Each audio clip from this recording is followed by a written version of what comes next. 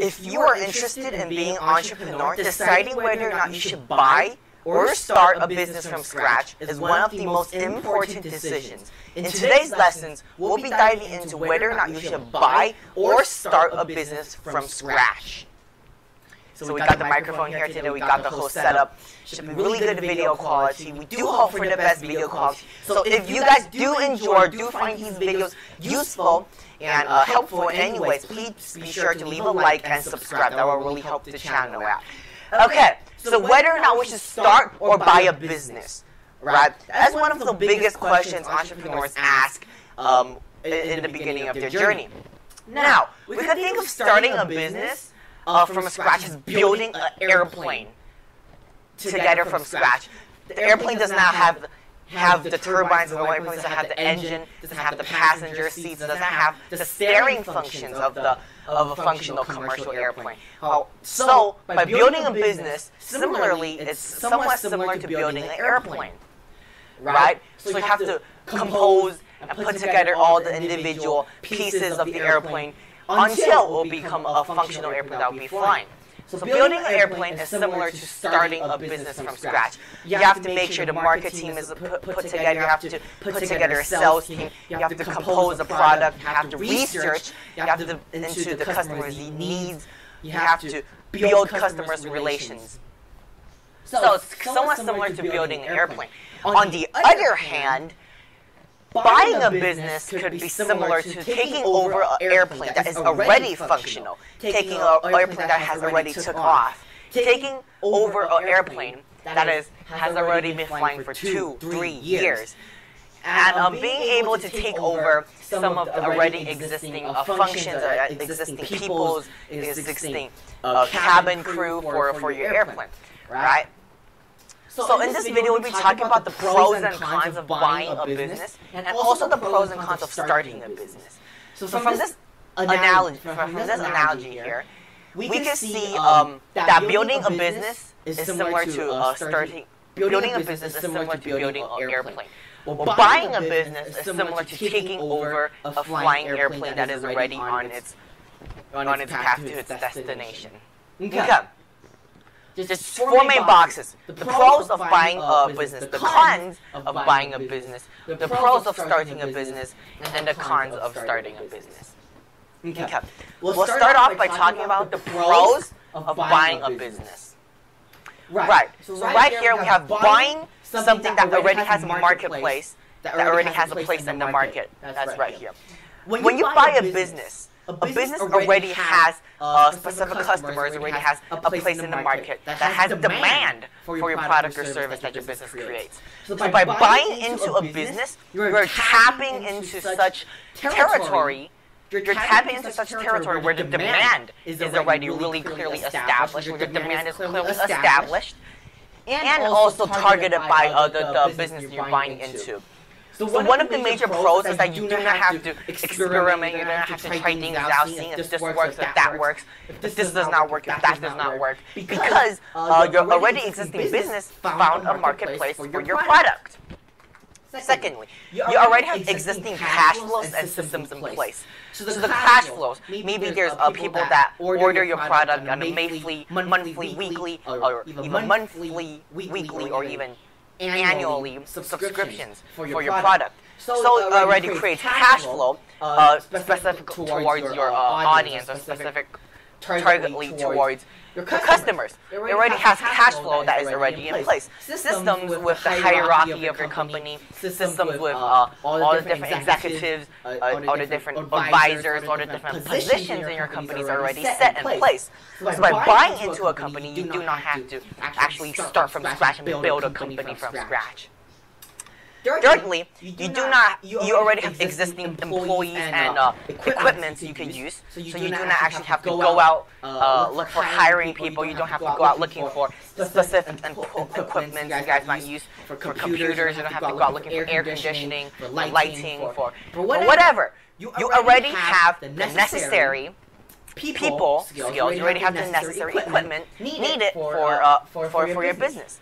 So by buying into that, you also have it's like one package, right? Under the package, you have the systems. Under the package, you have the people. Under the package, you have the equipment and the tools and the contacts needed for your business's survival. Okay. Lastly, for one of the pros of buying a business, the previous owners, in some cases, will actually stay for a few months up to half a year to help out with the transition, to make sure everything goes smoothly, everything goes well when you transfer this business. So these are just a few of the major pros of buying into a business. Well, of course, with these very beneficial pros, there are a few cons. For example, buying a business can be really expensive, usually 3 times the cash flow. So it is quite an expensive risk, quite a big risk to take in such a scenario. So you do have to do your necessary research, you do have to do your own study into the business, and it is quite an expensive procedure and quite an expensive process.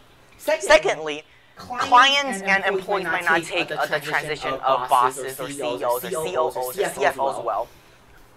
Partially because employees are often very loyal to their manager. So by changing employees, by changing executives, by changing chief executive officers, you'll actually have to build a lot more respect. You'll have to start from the bottom layer, because this random dude, imagine this, you're working at your company, and a random person that's really rich bought your company, and now he's your boss. You do not know anything about him.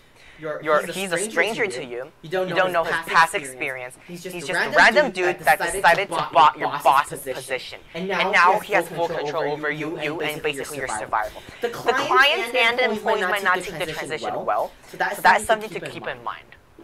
Okay. Of course, with many pros of buying a business, with a few cons as well. There are also another option of starting your own business, which is the traditional entrepreneurial route.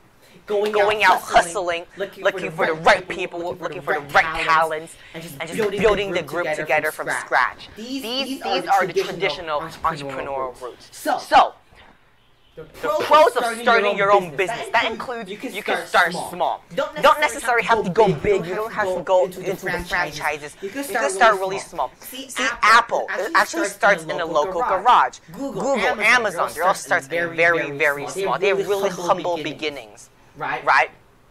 So you have a lot more freedom in the beginning stages of starting your own business, to experiment, to do this, do that. You don't necessarily even have to do it full-time. You can do part-time. Probably you can have a 9-to-5 job, and after 5 o'clock, you have to get some food and head back home to work on your business. Now with the internet, everything is really easy with starting businesses. Also, you can build your own culture. You can build your own loyal team that is loyal to you as an entrepreneur. So you could actually build your own influence. You have dominance, you have respect with your clients and your employees. So those are a few major pros of starting your own business. Of course, with such a demanding task, there will also be cons for starting your own business from scratch with absolutely nothing. So, a few of the cons existing are no existing business systems. So you actually have to go out and look for the people that you want to hire, look for people with talent. You have to look for people of all aspects, whether it is marketing, whether it is sales, whether it is this, whether it is that. You have to go out and look for people with such talent, with such abilities and capabilities to actually help your business to advance further. So you have to go out, look for people.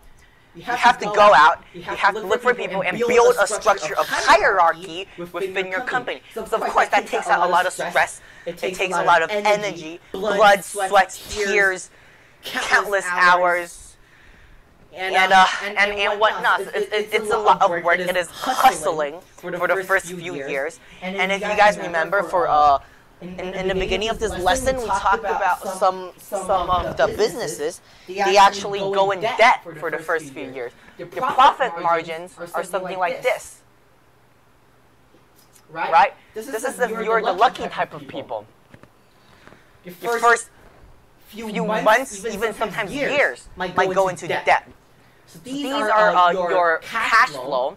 Your positive cash goes back into debt for the first few years, and then it goes up, if you're lucky. Other people, they just stay in debt for the rest of the existence. So if you're lucky, if you're one of the 20% of people that actually successfully build your business, you will actually do something like this. And that brings us to another point. Most businesses fail. What's it? 85% or 82%, something like that, of businesses fail. They never break out. They live in debt. So imagine this. You hustled day and night. Day and night you hustled. Look for the right people. You build your hierarchy. You build the system for the company. And after, let's say, 3 years of blood, sweat, and tears, you failed. And then you failed your hundreds of thousands of dollars in debt. Well, on the other hand, you could buy into a business that is already existing and is already on the trajectory to your destination. Then of course, the pros are a lot higher here. But let's say you're really the adventurous type. You're the risk takers. You like to go out and just make things happen. The problem starting a business is for you, right? So whether or not you want to start or buy a business really depends on you. I would say if you're beginning to be an entrepreneur, just in the beginning stages, you want to be an apprentice. You want to be an apprentice for the specific category, the specific niche of your industry first. Be an apprentice. Learn everything you can before going into starting your own business, because this is very daunting. The risks are extremely high, and for beginners, for very people that are just starting with the entrepreneurial life, I do not by any means suggest you to start a business. I would say if you're just beginning and you have the cash, time, plus what years necessary, buy a business. Doesn't have to be big. Just buy a small, probably a local, let's say 7-Eleven, and that will be really good for building experiences. Of course, you want to find mentors, you want to find people, teachers that can teach you. That will be very valuable in your trip to being an entrepreneur. Alright, so that is the lesson for today. We talked about this. We'll have a lot of other things to talk about in future coming episodes of the entrepreneurial classes. So be sure to subscribe and leave a like below. If any of my words are influential and are actually designed with you guys, be sure to comment below. Because by typing something out, by commenting something, it will actually resonate with you more, so that you can learn, grow, and improve as an entrepreneur. Thank you. This is Gabriel, and signing out.